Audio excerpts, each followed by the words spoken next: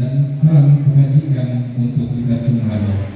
Sebelumnya mohon izinkan saya menyapa seluruh saudara-saudara saya yang ada di ruangan ini. Salam Jimsau. Terima kasih. Alhamdulillah, bersyukur kita kepada Allah Subhanahu wa Ta'ala dan berselawat kita kepada baginda Nabi Muhammad sallallahu alaihi wasallam dengan senantiasa kita mengucapkan Allahumma sholli ala sayyidina Muhammad wa ala ali sayyidina Muhammad. Yang terhormat tuan rumah pengesah EKS Megasakti Subranting Gasap Mas Komari, yang kebetulan beliau ini adalah rekan seperjuangan saya untuk berlatih tingkat 2. Kala itu KTP saya masih di Kabupaten Rokan Hulu. Sekarang KTP saya sudah di Kabupaten Karimun, Provinsi Kepulauan Riau. Jadi Mas Komar ini rekan perjuangan latihan saya. Jadi jarak saya selama 1 tahun, ya. Habis itu pemantapan 1 tahun, totalnya 2 tahun dari Pasir Utara yang perjalanan 4 sampai 6 jam untuk berlatih di sini sama beliau berlatih di sini. Jadi beliau ini rekan perjuangan saya yang alhamdulillah sampai hari ini masih begitu semangat untuk mengembangkan perguruan tercinta ini. Yang selanjutnya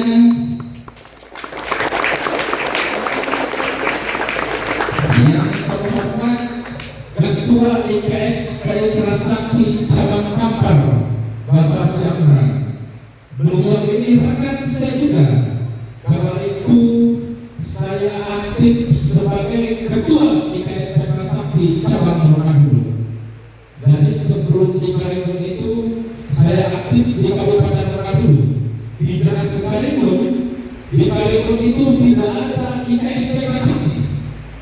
Ya, jadi saya kesana tanggal 22 Agustus 2022, tanggal 29 Agustus 2022, tepatnya hanya 1 minggu, langsung saya kembangkan perguruan di IKS Payudara Sakti. Kenapa kita kembangkan? Karena begitu cintanya saya terhadap perguruan IKS Payudara Sakti ini. Yang selanjutnya, yang saya hormati para sesepuh IKS Payudara Sakti adalah Bapak Suwarno. Ini saya ini kadang sedang kalau berdiri di samping beliau ini. Kenapa? Karena begitu banyak ilmu yang telah dia berikan kepada kita sebagai generasi-generasi IKS Payudara Sakti. Yang selanjutnya ada sesepuh IKS Payudara Sakti Subranting Gasap, ya, Bapak Gampang. Terima kasih Bapak sudah mengundang kami sehingga kami sampai juga di ruangan ini. Yang selanjutnya yang kami hormati IKS Payudara Sakti dari Timur Leste, ya. Kalau berbicara tentang orang Timur ini, jiwa IKS-nya tidak diragukan lagi. Jadi mau jarak jauh, mau jarak dekat, selagi dia mengenal nama IKS pasti ditempuhnya. Terima kasih kakak-kakak semua.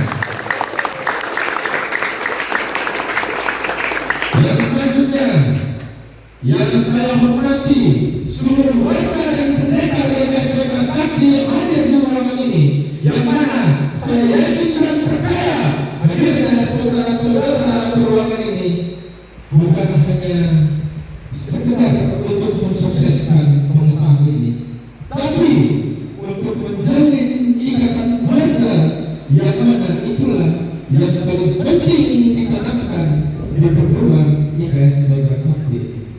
Yang selanjutnya yang kami banggakan, adik-adik yang baru saja disahkan, yang baru saja diresmikan menjadi bagian daripada keluarga besar IKS Payudara Sakti. Dan yang terpati untuk semuanya, yang besar tak bisa saya sebutkan dan yang kecil tidak bisa saya sebutkan. Terima kasih sudah mengundang kami sampai ke sini. Semoga pertemuan ini akan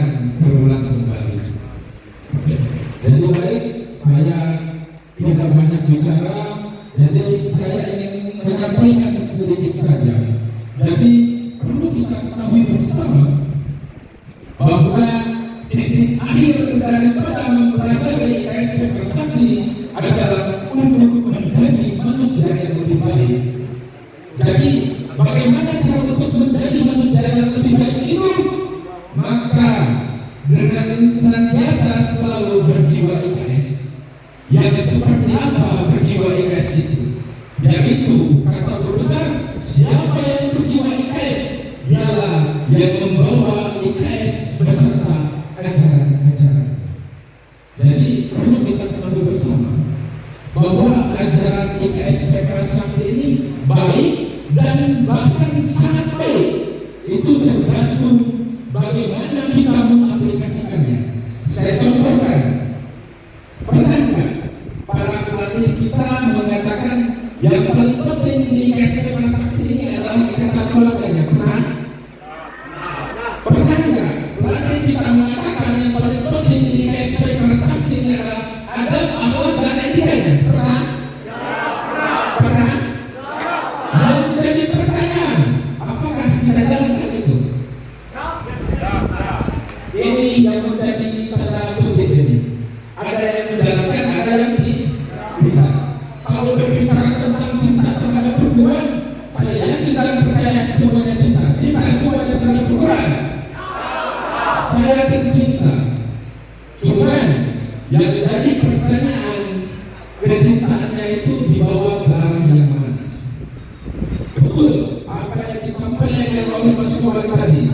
Jika kamu mencintai perempuanmu, maka salah satu caranya mencintai atributmu dengan tidak mencoreng-corengnya.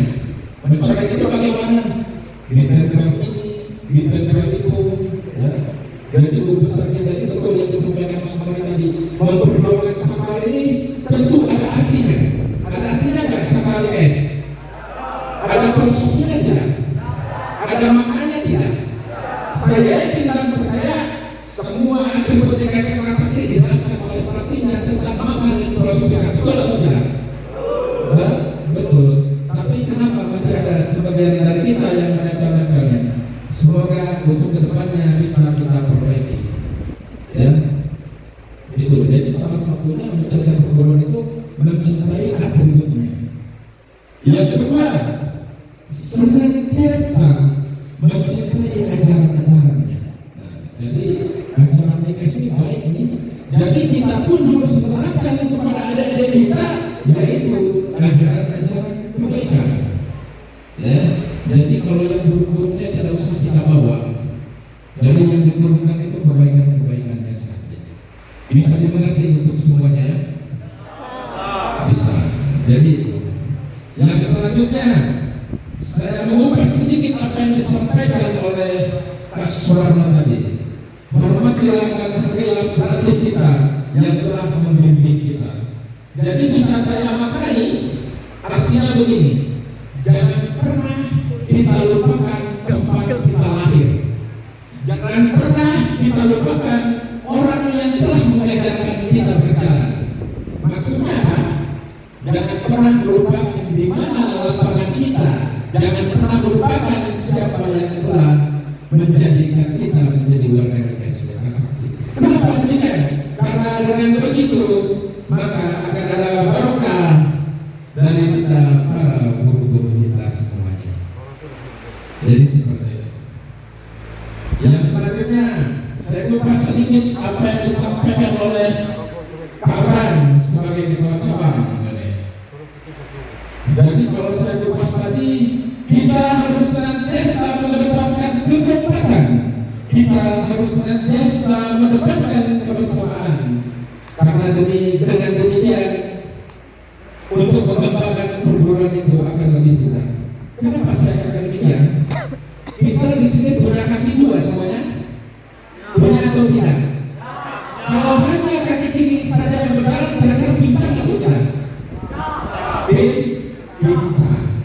Makanya kita untuk mengembangkan perguruan ini tidak sendiri, kita harus bersama-sama. Jangankan untuk mengembangkan perguruan, saya contohkan memegang aqua ini. Kalau 5 kokoh atau tidak? Kokoh. Kalau 4 sudah mulai agak begini. tiga apalagi dua, apalagi cuma satu, udah jelas pasti terjatuh. Oleh karena itu, senantiasa kita memperkuat kekeluargaan kita, senantiasa kita memperkuat